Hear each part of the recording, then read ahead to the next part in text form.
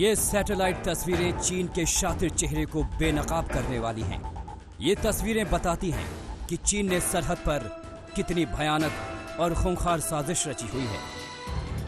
ये सैटेलाइट तस्वीरें फिंगर 4 और फिंगर 8 के बीच की हैं। ये तस्वीरें बताती हैं कि चीन किस तरह लद्दाख सीमा पर धीरे धीरे कब्जा करने की रणनीति तैयार कर रहा है।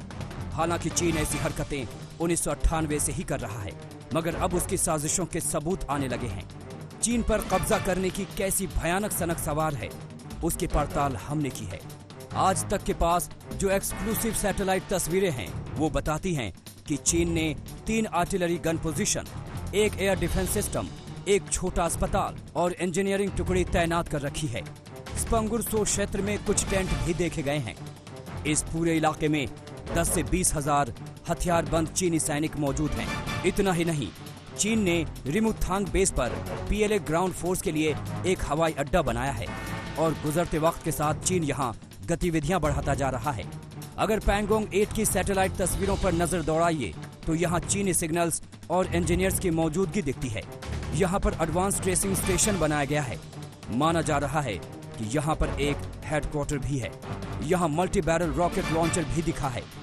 पैंगोंग सो फिंगर 8 में जो एडवांस ट्रेसिंग स्टेशन दिख रहा है, इसमें एम्बुलेंस और स्टाफ के टेंट दिख रहे हैं। फिंगर 8 में ही पहले से बनाए गए स्टोर देखे गए।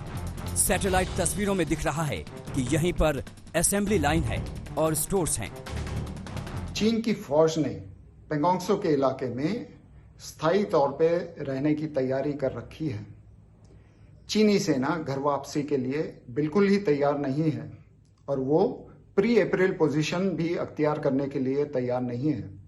अपने आप को जमीन पर और पैंगोंग सो के पानी में भी वो मजबूत बना रही है। इसके लिए चीन ने स्थायी तौर के इंफ्रास्ट्रक्चर फिंगर 4 से लेकर फिंगर 8 तक और उसके आगे तक भी बना रखे हैं।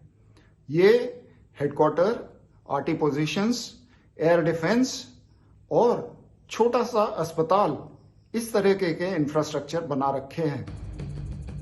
पैंगोंग सो फिंगर 6 की सैटेलाइट तस्वीरों पर अगर गौर करें तो पाएंगे कि यहाँ चीनी सैनिकों की पोस्ट पर रडार, सोलर पैनल्स, संचार व्यवस्था, नए टेंट और पुरानी पोस्ट दिख रही हैं।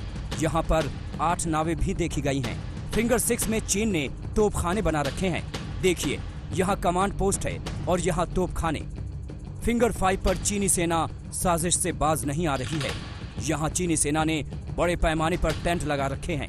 चीन का इरादा बड़ी आसानी से समझा जा सकता है। वो एक तरफ बातचीत की मेज पर बैठकर तनाव को सुलझाने का दिखावा तो करता है, मगर पीछे से सरहद पर अपनी सैन्य क्षमता बढ़ा रहा है। चीन अप्रैल वाली पोजीशंस पर वापस नहीं लौटना चाहता, इसीलिए उसने पैंगोंग सो पर लंबे समय तक टकराव की तैयारी कर रखी है। हालांकि भारत भी शांत नहीं बैठा है। भारत ने सर्द मौसम की तैयारी अभी से करनी शुरू कर दी है। इस वक्त तनाव वाले क्षेत्र में 40,000 से 50,000 सैनिक मौजूद हैं। कोर कमांडर स्तर पर 4 चरण की बातचीत हो चुकी है, लेकिन कोई नतीजा फिलहाल नहीं निकल पाया है।